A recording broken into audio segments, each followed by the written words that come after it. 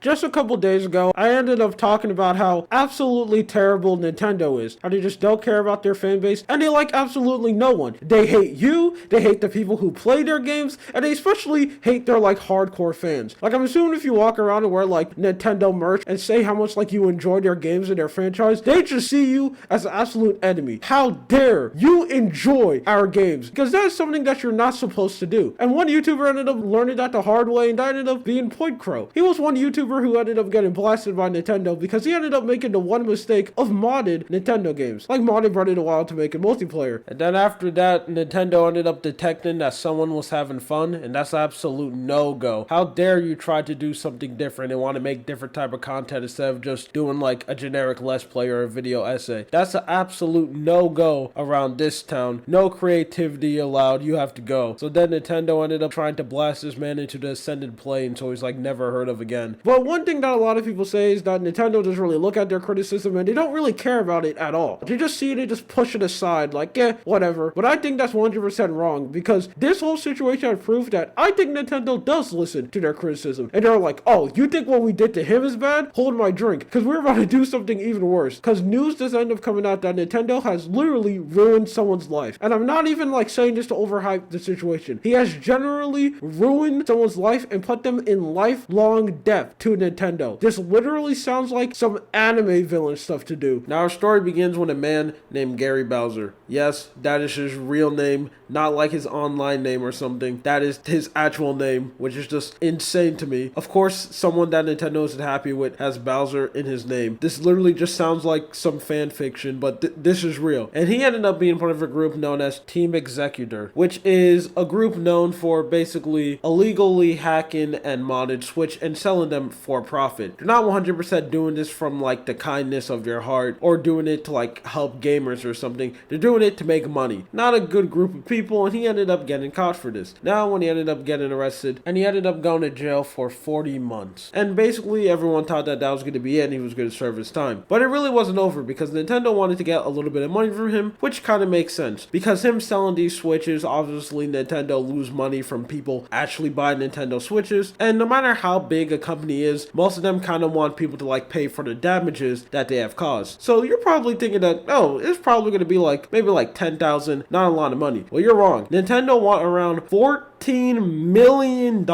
from this man. So for him to basically pay this debt, he has to sacrifice around 20 to 30% of any income he makes. This is some like anime villain stuff. This is something that you see when you're watching like a terrible, I would even say B grade, like a C grade anime, and they need like an excuse for their character to be in like a kind of weird situation. That's one excuse that they always use. He's in crazy debt and he needs to like pay it off. But no, Nintendo ended up doing that in absolute real life. This is something that you can 100% put in like a Yakuza game for like a side quest, or like something that one of the main antagonists do. But no, we got Mario here putting down the hammer, absolutely blasting this guy. Now, I just want to get this straight. Good old Gary Bowser here, again, he's not some hero. He's not some guy who's like doing this for the will of the gamers and is trying to help all gamers out there to like play games. He's 100% doing this for money. He knew that he was doing something wrong and illegal, and they ended up getting caught for it, which I think is something that most people can agree on. And him going to jail for it, again, I think that's something that most people can say that's 100% fine. And even Nintendo wanted some money back, but charging them this much is literally insane. This is money that the average person will never be able to pay back. This is literally lifelong levels of debt. This is something that your kids wouldn't be able to pay off. Maybe even your like